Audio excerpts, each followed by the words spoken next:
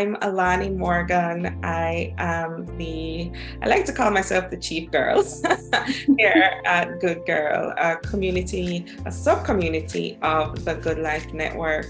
And I'm back with another episode within our theme, self-love. And I'm so excited to be talking to just an amazing, precious person to me. And I'm so happy to introduce you to her. Her name is Demetria Eggleston, and she is an HR professional with all kinds of letters behind her name. So like she's legit, okay? But Demetria, welcome. Yay, thank you, Alani, for having me. Yes, thank you so much for saying yes to my invitation to talk about a topic that is so meaningful and impacts us as women in a very unique way, I believe. But our conversation today is going to focus on some aspect of your professional life. And I'm gonna kick us off with our first question, and that is, could you share with us a professional crossroads that you had to face and actually say, I choose me in this situation?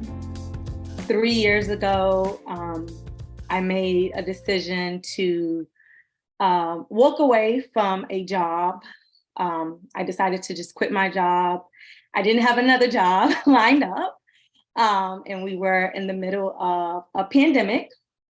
And so no one really knew what the future held. But I did make a tough decision where I thought it would be best for me in my mental health, my emotional stability, to resign from a position, my job, and focus on something that I was passionate about that ultimately aligned with what my true career goals were at the time. Mm-hmm. Yeah, and we're coming out of the theme called Brave, and one of our guests spoke about the fact that she just up and left her job, and I was like, listen, my mental health is more important, my well-being is so much more important. You found yourself in that situation, and could you just get into a little bit more detail about what was driving that desire for you to step away from this place that was serving you but wasn't serving you? Yeah. Gosh, it's a long story. It's a journey that happened in 3 years, and it was a situation that I stayed longer than I probably should have. But I think ultimately there was kind of two factors.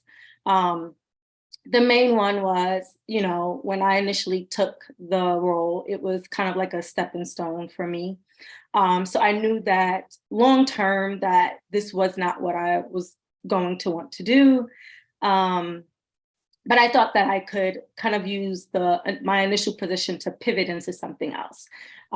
When I initially accepted the job, I did my research on the company and knew that it was a successful company, a company that had offices in just about every state in the United States. So I saw longevity there with the company, just not with the position. So I think that was one whole of it. But I think the major thing and what kind of pushed me to depart the organization sooner than what I initially thought I would leave was the company's culture. And if I had to, summarize the culture and what I mean by, the culture wasn't for me anymore. It wasn't a culture that I just felt had a safe space for people of color, especially Black women. And so with dealing with a lot of, I'm trying to be very clean with my words, but just dealing with a lot of the aggression the microaggression that I dealt with, feeling like things happened to me or I witnessed things happen because of the color that someone was. Just ultimately, it didn't just sit well with me. And, you know, the tough decision was, yes, I was successful in that role. And yeah, I would have had a future in the role. But once I felt that anybody that looked like me, including myself, was gonna ever get the respect. You know, we did not have, you know, the specific office that I worked in. I just don't think that we had leadership that really could understand how to build a culture for people of color. An inclusive I culture. think, yep. So we call that diversity, inclusion, and now it's a bunch of other words now. Diversity and equity, I believe, is what we call it now. And I think that, you know, most companies just address that by simply hiring people of color.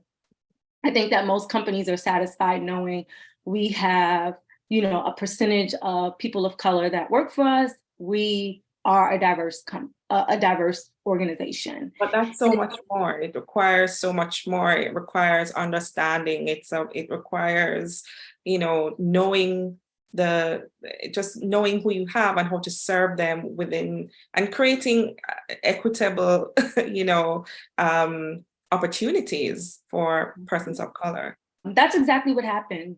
There just wasn't a infrastructure, for lack of better words, that would support all that, and including everything you just mentioned. Mm-hmm. Yeah, you know, one of the important themes I think coming out of what you've shared is that a part of self-love is self-awareness, and being able to identify the moments or the situations in which you know, you are not being respected, you're not being honored for who you are. And it's so important to, you know, sure, you had a goal that you saw yourself in the company progressing in a certain way, but it's so important for us not to hold on to the dream more than our wellness or mental wellness. And the fact is that there's so many options out there. And I'm so glad, Demetria, that you were able to separate yourself from the dream and course correct and say, okay, maybe I had aspirations of this dream taking place here to a certain degree, but the dream can also happen somewhere else. And with the kind of support that I need to be able to achieve those things. Exactly. So my other question that I have for you then is, what did you take away from the experience? How has it impacted how you think of self-love? Has it made you more confident? Like, what has been the ripple effect of you making this move of saying, I choose me? Yeah.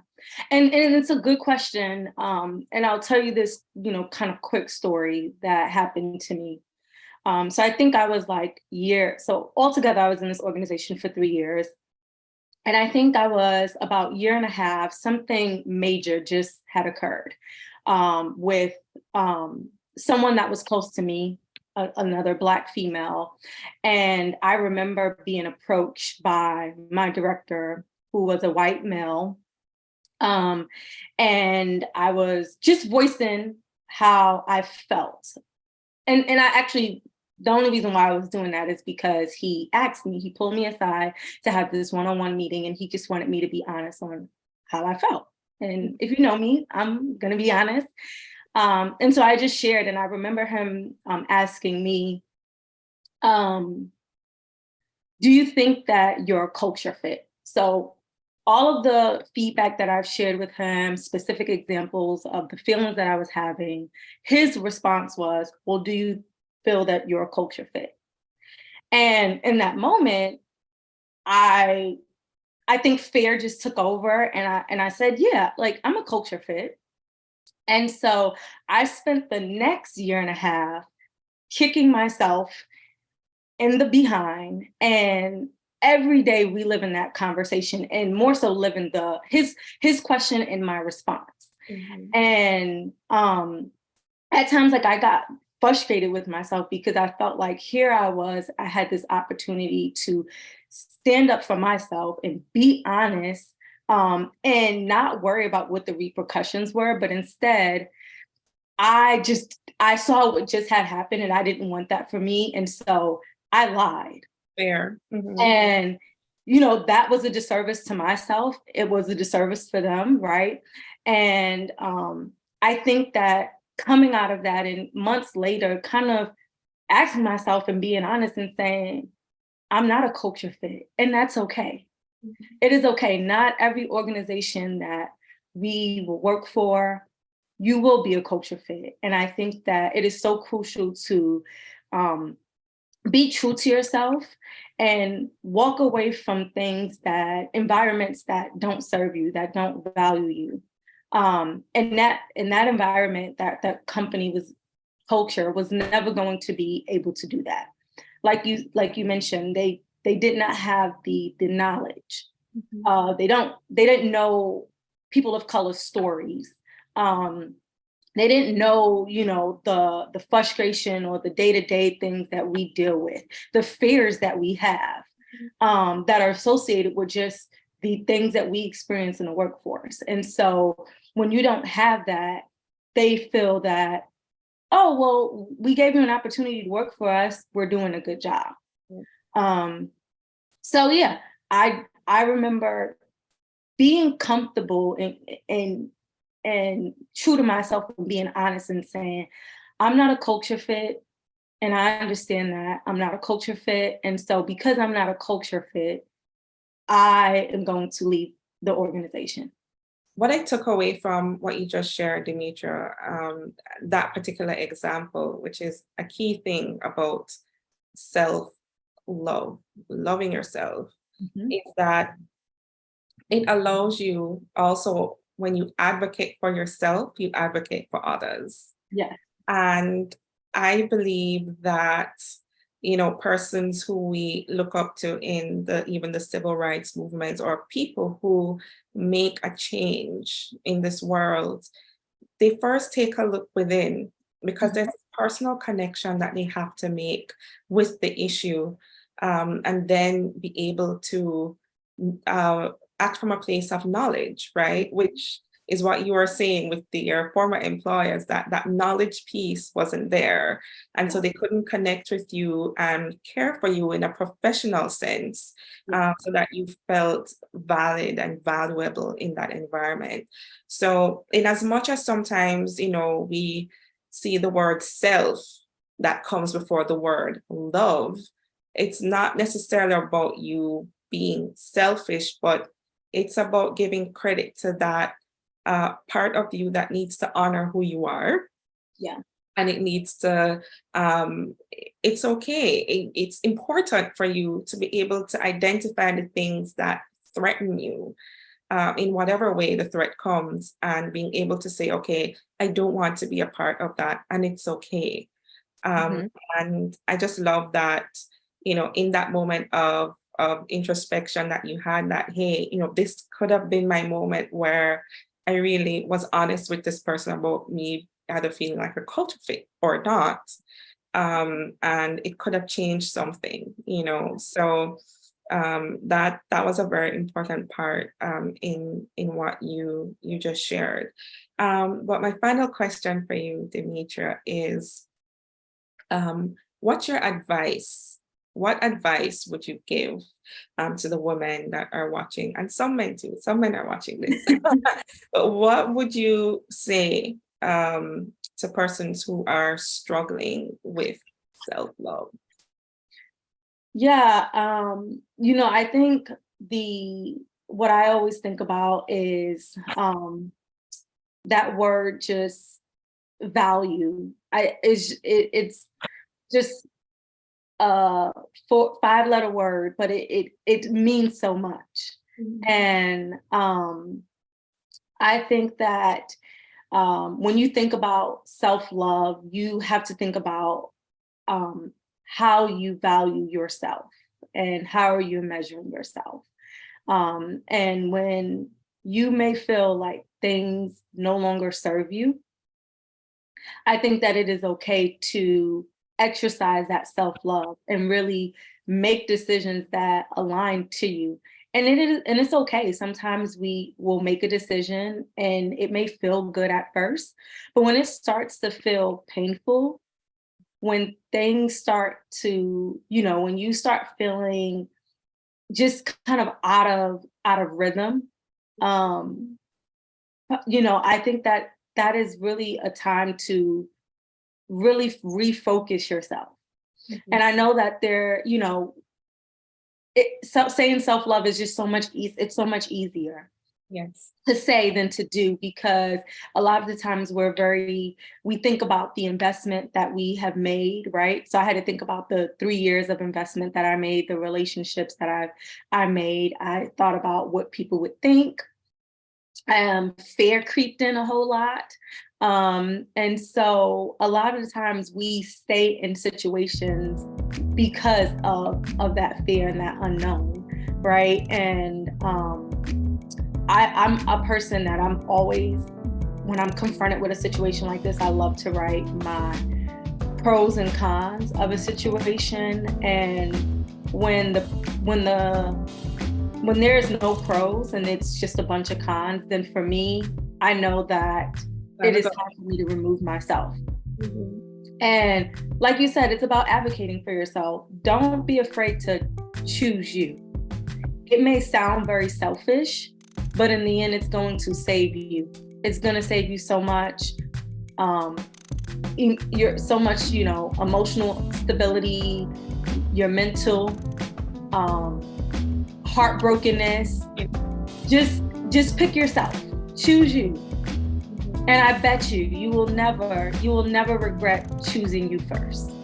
Yeah. Amazing. Well said. I'm not even going to add anything else to that. You've said it so well. Demetria, thank you so much for just chatting with me today. I know that whoever is watching this is going to be encouraged, especially by what you just said a while ago. And, thanks. Thank you so much. Thank you for having me. It was such a pleasure to talk with you about this topic. It's not a topic I talk a lot about, but I'm just so fortunate for you and the platforms that you are creating for us to just be able to have these real conversations. And I hope that anybody that's watching it is impacted by my story. So thank you for having me.